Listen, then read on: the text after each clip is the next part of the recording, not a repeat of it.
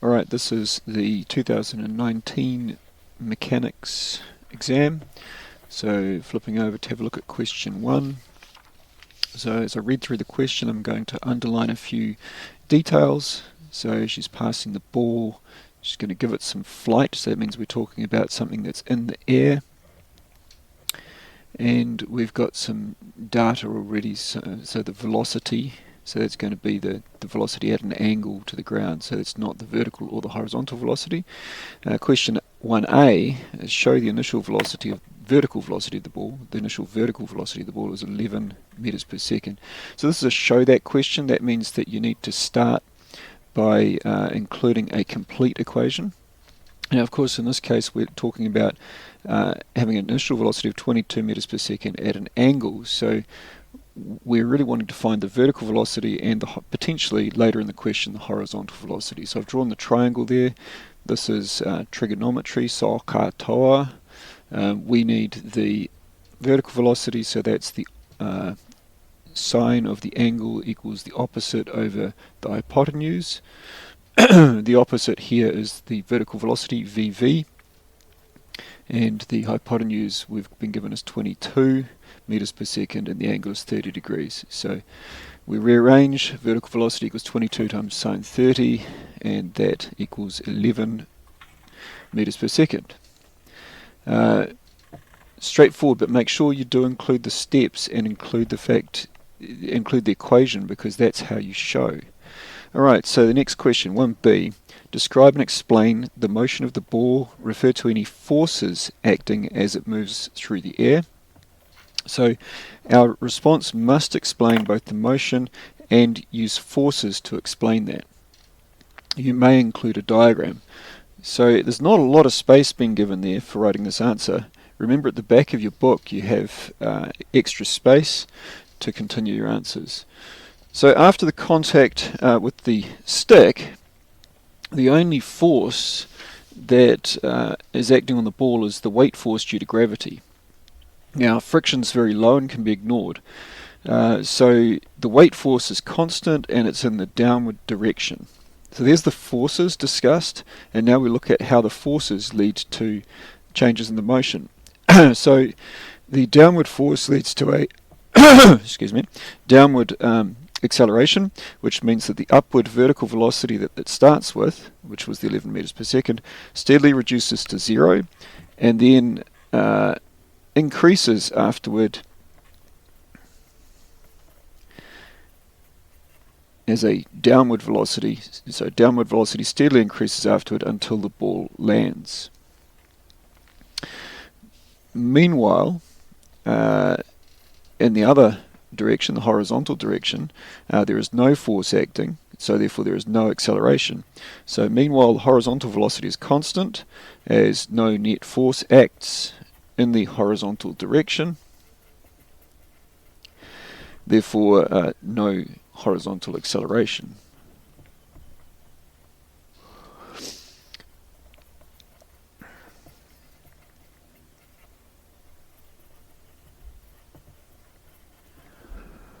So the horizontal velocity is constant as no net force acts in the horizontal direction, so there is no horizontal acceleration. Now this is something that an explanation that not just helps you answer the question, but is the essence of projectile motion. So understanding this explanation also helps you understand projectile motion.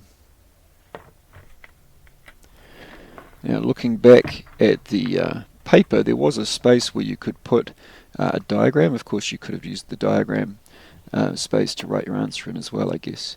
If you used the space to include a diagram, you might have drawn a parabolic shape, an inverted parabolic shape that is, so a negative parabola, and you might have marked the apex where some people I think were tempted to say that the velocity was 0. It's actually only the vertical velocity is 0 at the apex. Similarly, it's the vertical velocity that is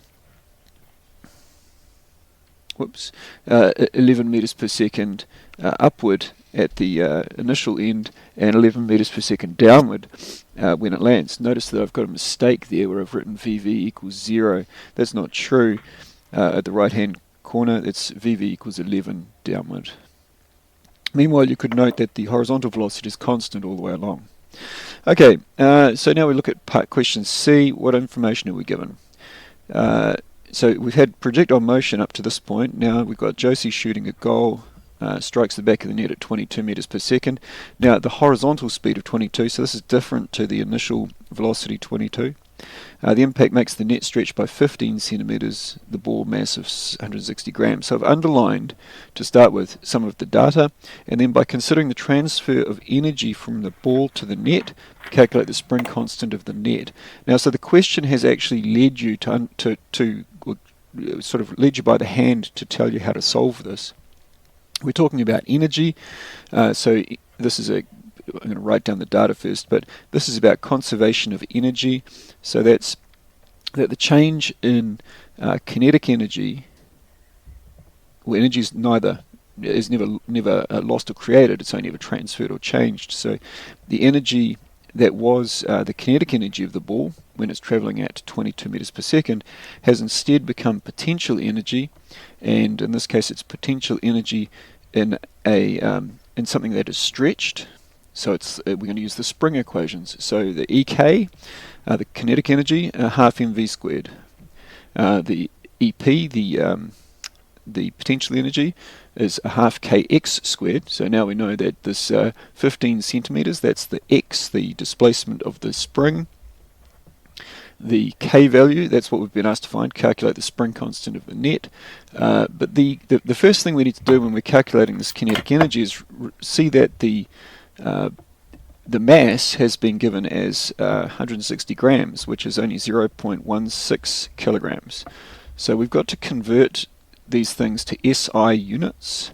The SI units for distance, for example, is meters, and for mass is kilograms. And this means that things like a Newton meter becomes interchangeable with a joule of energy. So we've got to be careful to do that, otherwise we're not going to be able to make things equate properly. So the kinetic energy worked out at 38.72 joules. We then use that as the change in potential energy. So the change in potential energy, 38.72 equals half times k times x squared. Now x again had been given as 15 centimeters, which we use as 0.15 meters. So 38.72 equals a half times k times 0.15 squared, and we solve that through, and we get that k equals 3,400 newtons per meter. To two significant figures. Two significant figures because that's the horizontal speed we've been given and the stretch of the net.